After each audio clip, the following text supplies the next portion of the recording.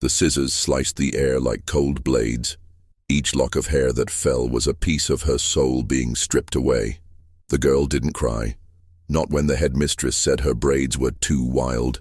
Not when the boys laughed and said she smelled like smoke and dirt. Not even when the younger girls whispered that she looked like a ghost from the woods. She just stared forward, black eyes locked on a point beyond the window. The world had decided she was too much, too dark, too quiet, too Indian. And that, to them, was unacceptable. Her name was Anayi. It meant the one who returns, though she didn't yet understand what that meant. She was 12 when they took her from the reservation and placed her in a government school. They told her it was for her own good, that she'd learn to be civilized. But what she learned was how to bury her grandmother's language deep in her throat, how to shrink herself so no one would look twice, and how not to trust the hands of those who claimed to be saving her. That morning her braids, woven with pine oil and prayers, were cut off by a woman who held the scissors like she was shearing filth. When it was over, Anai looked at the ground, at the black strands like snakes on the linoleum, and something inside her cracked. She didn't scream. She didn't beg. But in her chest, a vow was forged. Never again would she let anyone strip her down to nothing. She ran as soon as the sun dropped below the horizon, barefoot, starving, and armed with nothing but a small blue stone in her pocket, a gift from her grandmother, to remind you who you are. She ran until her lungs burned and her legs gave out, until branches tore at her skin and silence wrapped around her like fog. When she collapsed by the edge of the road, shivering with cold and fear, she didn't call for help. She simply waited, for sleep, for death, or for whatever came next. What came was a cart creaking through the dark, the scent of rust and fire in its wake. A shape stepped down, broad shoulders, soot-stained hands, and eyes that saw too much and said too little. The man was the village blacksmith, widowed, quiet, and rough-spoken, known more for his work than his words. When he saw the small figure curled among the rocks, he didn't flinch. He knelt down and said, low and gravelly, "You cold?" And I didn't answer at first. Her eyes still braced for cruelty. "I have nowhere to go," she said, her voice like dry grass. "Then come with me. I've got soup and a place by the fire. I don't talk much, but I don't cut hair either." She climbed into the cart. The wheels rolled forward on the dirt road like fate itself had chosen a new direction. The blacksmith's name was Elias. He smelled of smoke and sweat like something carved from iron and ash. His home was simple: 2 small windows, a wood stove, and a forge that breathed heat like a living thing. He didn't ask her questions that night, just gave her stew in a chipped bowl and draped a wool blanket over her shoulders. She slept in silence, but dreamed of sparks flying, of steel bending, of something being made whole again. The next few days passed slowly. Elias kept to himself, but watched from the corner of his eye. The girl with the hacked-off hair moved carefully like she was walking on broken glass. She cleaned without being asked, fed the chickens, and sat near the forge for hours, staring into the fire as if it whispered secrets. One evening, as the sun sank behind the hills, she stepped closer to the anvil. "I want to learn," she said. Elias looked at her, expression unreadable. Then he handed her a hammer, heavy enough to pull her arms down. "This ain't for show, it hurts. It's hot. You'll want to quit. But steel only gets strong after the fire." She nodded and began. Working steel was like surviving. You had to know when to strike, when to wait, and when to throw the metal back into the flame. You had to feel the heat, trust the sound, and take the burn without flinching. Elias taught without coddling, just glances, grunts, and the occasional muttered, "Again." And Anai learned. She learned how to pump the bellows, how to feel the steel with her ears and eyes, how to quench a blade without cracking it. Her hands blistered. Her arms ached, but the pain was different than before. This pain didn't take something from her. It gave something back. At night, she traced words in soot on the wall, memories of the old tongue, of her grandmother's stories. Root, wind, honor.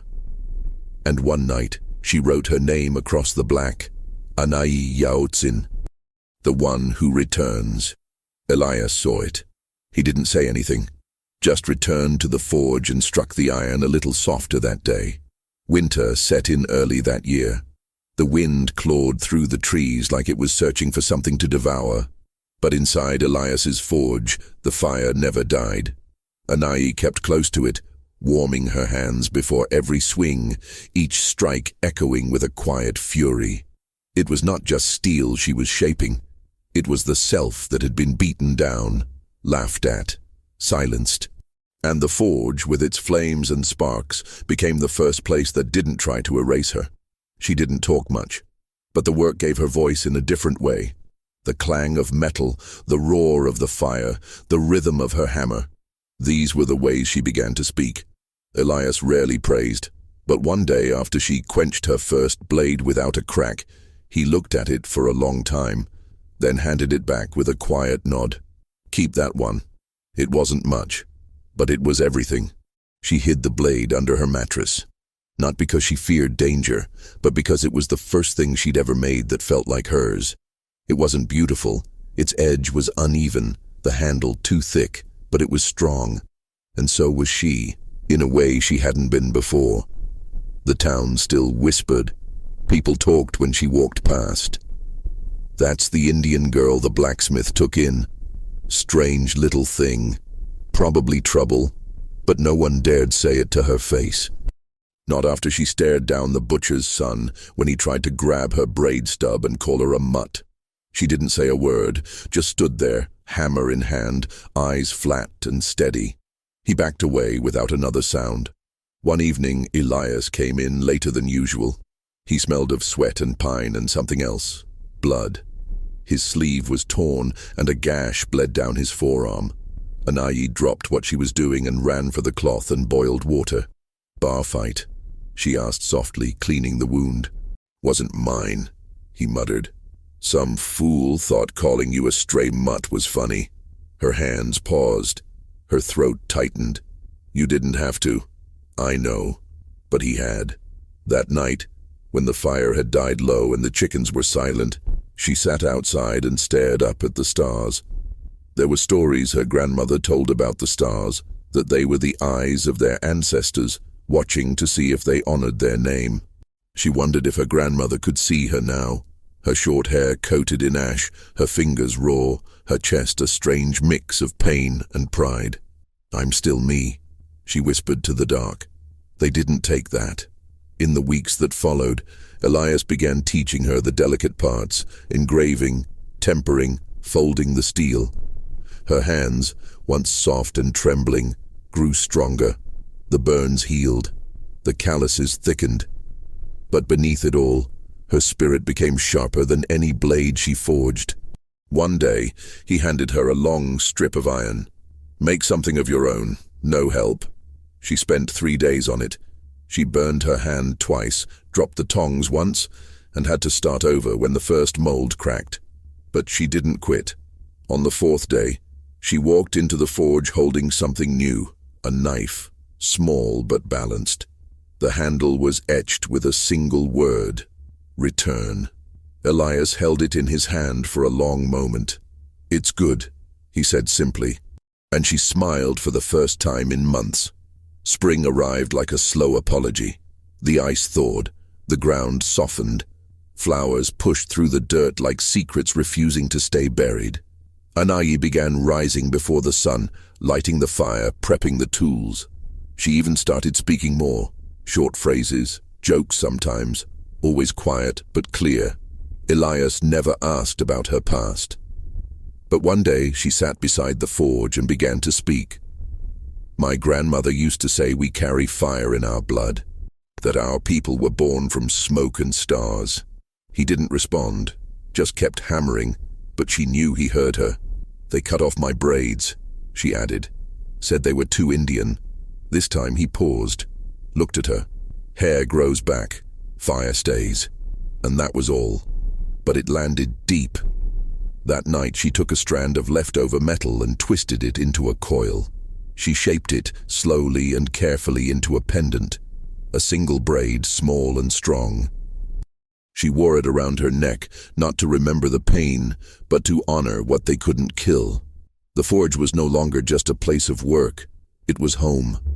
She still jumped when someone knocked too loud, still froze at the sound of children laughing too sharply, still dreamt of cold linoleum floors and shears slicing the air. But when she woke up, she had ash on her skin, warmth on her back, and steel in her hands. She was becoming something new. The village fair came in early summer, with tents flapping in the wind and the scent of roasted meat thick in the air. It was the first time Anayi had returned to town since that night by the road.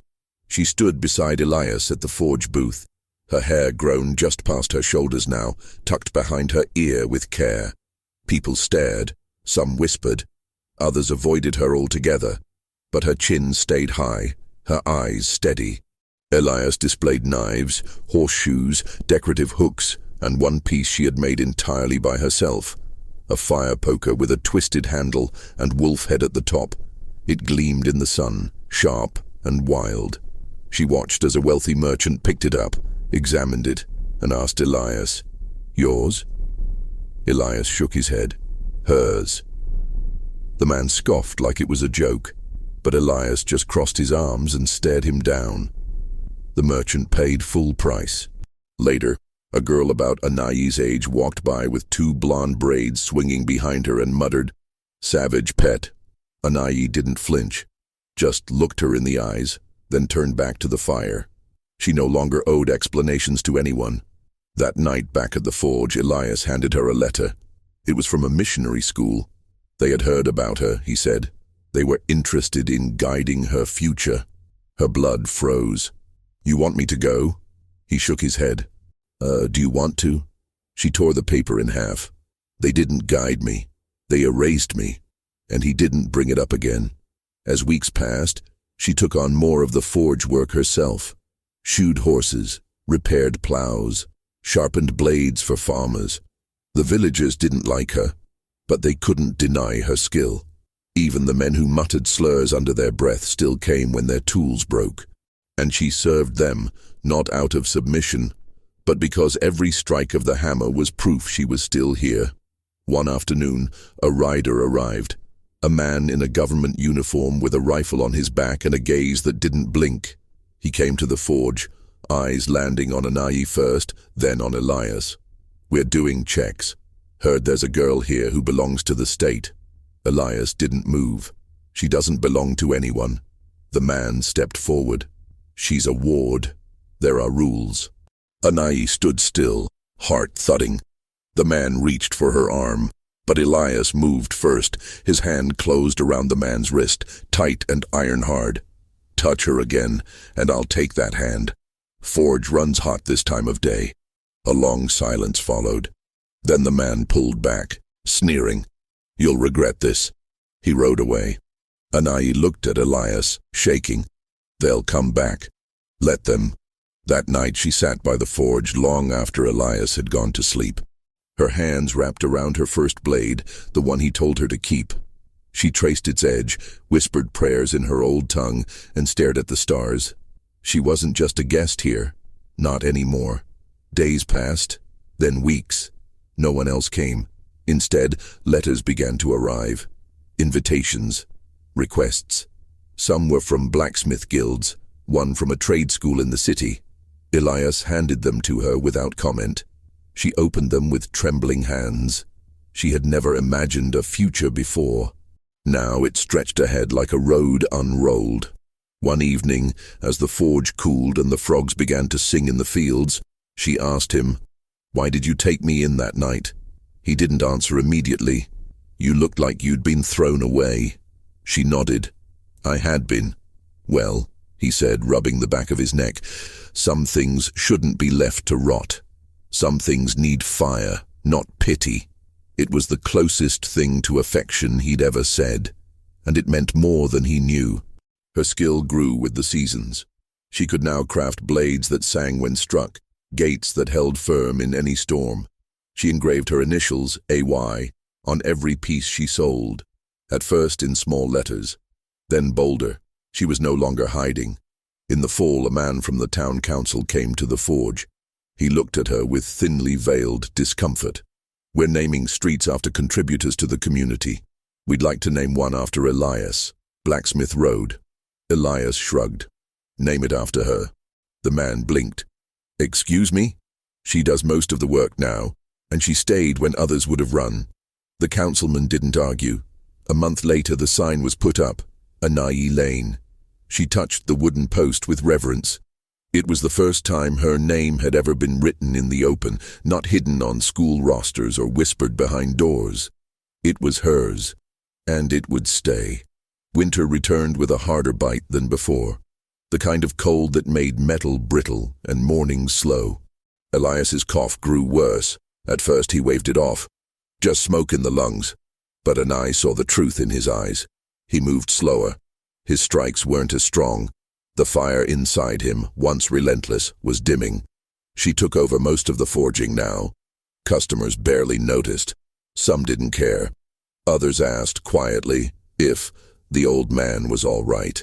She always nodded, though her hands often trembled behind the counter. One night, she found him by the forge, staring at a half-finished horseshoe. He hadn't lit the coals. He just sat there, hands resting on his knees. "Do you want me to finish it?" she asked. He looked up, his voice quieter than she'd ever heard it. "You already have." It wasn't about the shoe. That night she boiled willow bark, wrapped his chest in cloth, sat beside him as he slept. The forge grew cold, but she stayed warm. Her breath was steady, her heart full. Weeks passed, and Elias grew weaker. Still, he sat outside each morning watching her work. One day, he called her over and handed her a wrapped cloth. Inside was a set of tools, his finest hammers, tongs, chisels, worn but strong. "They're yours now." She tried to speak but couldn't. Her throat locked. "You earned them." A few days later, he didn't wake up. The village helped bury him. Not many came, but those who did stood in respectful silence. She carved the headstone herself. No words, just a symbol. Fire and steel crossed over a braid. After they left, she sat by his grave until dusk, the forge's smoke curling in the distance behind her. "You were the only one who didn't ask me to change." She lit a candle at his stone every night for a month. Then one evening, she stopped lighting it, not out of forgetfulness, but because she knew the flame now burned inside her. The forge became hers, officially, legally. She fought for the title, signed the papers, stood before judges and councilmen who questioned everything from her age to her blood. But she didn't flinch. She showed them receipts, tools, letters of recommendation from traders, travelers, even a local sheriff. She spoke plainly. "I've run this forge longer than most men hold jobs. If it's about the name on the deed, then let's add mine." And they did. Anayi Yaotsin, Blacksmith. Her name was carved into the wooden door. Some locals still refused to use it. They called her the girl at the old forge, but word traveled. Travelers sought her out. One day, a woman in military dress arrived, holding a sword that had cracked down the middle. They said, "You're the best." Anayi took the blade, examined it, ran her finger over the break. Steel's only as strong as what it survives. She reforged the sword in 3 days. The woman returned, paid double, and left with eyes that held something like awe. One evening, a boy knocked on the door, no older than 10, dirty face, torn shoes, holding a small wooden box. "I don't have money," he said, "but I want to learn." Anayi stared at him for a long time. He didn't flinch. She saw herself in his eyes, lost, but not broken. "Come back tomorrow." The next morning, she handed him a broom and showed him where the coal was stored. "We start with respect." He nodded. By spring, she had 3 more students. Not all orphans, not all native, just those who didn't fit anywhere else. They worked, they burned their hands, they cursed the heat, and they stayed.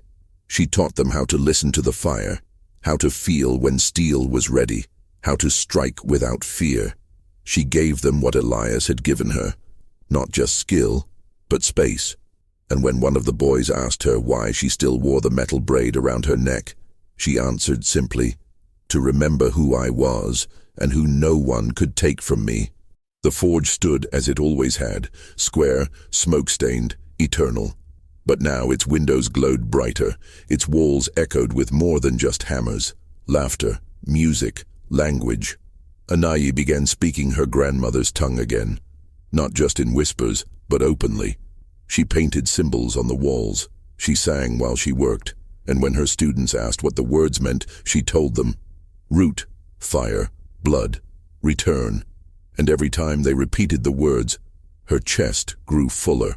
Years passed, but the forge never stopped burning. Anayi grew taller, stronger, quieter. Her hair, now long again, was always braided, never out of tradition alone, but as a sign, a symbol that she had reclaimed what once was taken. Those braids were not decorations, they were declarations. One autumn morning, as she worked the bellows, a figure stepped into the forge. She recognized the gait before she saw the face. A woman dressed in grey linen, with tight lips and a clipboard. A government agent. Anayi didn't stop working. "Miss Yautzin," the woman said stiffly, "we're conducting a historical review of displaced persons. You were once in state custody." Anayi struck the metal harder. Briefly, "There's interest in your story. We'd like to document it for the education board." Anayi turned slowly. Her face was calm, but her eyes burned. "So you want to put me in a book, after trying to erase me from one?" The woman blinked, caught off guard. "We're correcting the record. Then start by writing down that no one came for me when I bled, when they cut my hair, when I slept in a barn." A long silence. "We'll be in touch," the woman muttered, and left. Anayi turned back to the forge. The fire hadn't dimmed. That night, she pulled out her old blade, the first she'd ever made, and laid it on the table. Next to it, a blank journal. She began to write, not for the government, not for the history books, but for herself. For the ones who came after, she wrote about Elias, about the fire, about the fear. She wrote about the moment she chose to stay. Each page was a scar healed, a wound named. Eventually, the journal became a book. Local schools began using it, then state libraries, then university courses. She didn't go to the events they invited her to, but she always sent a message. Teach them to see the steel in our silence. The forge continued. New apprentices came. Some stayed for months. Some stayed for years. One girl, barely 16, arrived after running from a foster home. Her arms were thin, her voice almost gone. Anayi gave her gloves, tongs, heat. Within weeks, the girl had made her first blade, and smiled like someone who'd found a new shape to live in. One winter, a young man, tall, white, dressed in clean denim, arrived at the door. He looked at her for a long time. "You probably don't remember me," he said. She narrowed her eyes. "Try me. I called you a stray once, at the fair." Her face didn't change. "You here to apologize?" "Yes," he said quietly. "And to learn." She didn't smile, but she nodded toward the coal bin. "Start there." He did. Time softened many things, but not her edges. They remained sharp, like the blades she forged, strong from the heat, not in spite of it. By her 30th birthday, Anayi had become a name known across counties, not a celebrity, but a mark of respect, a symbol of work that lasted, of metal that didn't lie. One evening she sat on the porch, watching the forge glow in the dark. One of her students came and asked, "How did you learn not to be afraid anymore?" She looked out toward the trees, where the wind rustled like voices. "I didn't," she said. "I just learned to burn hotter than the fear." The student nodded quietly. Later inside, she opened the drawer where she kept Elias's old tools. One was missing. The hammer he gave her first, the one too heavy for her child hands.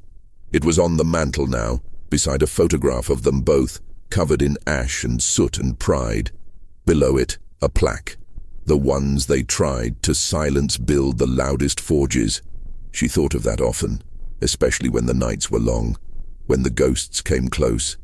when the sound of scissors haunted her dreams. But she always woke up, lit the fire, held the steel, and remembered. They could cut the braids, but not the roots. It was spring when they named the forge a historical landmark. They came with cameras and officials with ribbons and speeches. But Anais stayed inside, her apron still coated in soot. She let the others talk. Let the reporters film the tools, the plaque, the photos. Let the mayor say her name on a microphone. She had no need for applause. After they left, she stepped outside alone. The forge stood behind her like a sentinel, black, breathing, eternal. She walked the gravel path to the edge of the trees and stopped by a small stone hidden under wildflowers, Elias's grave. She knelt, brushing leaves from the surface. "They call it my forge now," she said, "but you and I both know who lit the first flame." She set a fresh steel pendant on the ground, another braid, smaller, more refined. "I made this for you." The wind stirred. A soft, low hum rustled the pines, as if he had answered. Behind her, laughter echoed. Her apprentices, now 6 of them, were sparring with wooden swords. The youngest tripped, rolled, and came up grinning, face streaked with ash. Anais smiled. She returned to the forge, hammered out a new blade. Not for sale, not for use, just to remember that she could, that she still could. That night around the fire pit, one of the apprentices asked, "Do you ever regret it? Staying here?" Anais looked at the flame, at the iron in the coals, glowing red as blood. "There was a time I thought I had no choice," she said. "But now I know. I chose every day. Chose to stay, chose to fight, chose to heal without asking for permission." She looked around at them, young eyes watching her like they watched the fire, wide and hungry. "They took my braids, my name, my language, but I forged it all back, and I made it stronger." Silence followed. Not the fearful kind, the kind that listens. "You don't survive a fire by hiding from it," she added. "You survive it by becoming part of it, by learning how to burn without disappearing." And in those words, they saw the truth. The forge wasn't just heat and hammers. It was the heart of someone who refused to vanish. In the years that followed, her apprentices grew, opened their own shops. One became a bladesmith, another a teacher. One joined a council for indigenous rights and carried Anais' story with her wherever she spoke. Each one carried a pendant, a small braid made of steel. Not bought, not gifted, earned. Eventually, Anais stopped working the forge every day. Her hands began to ache, her shoulders stiffened with the years. But the fire never left her. One day she sat alone with her journal, the one Elias never read. She added a final line.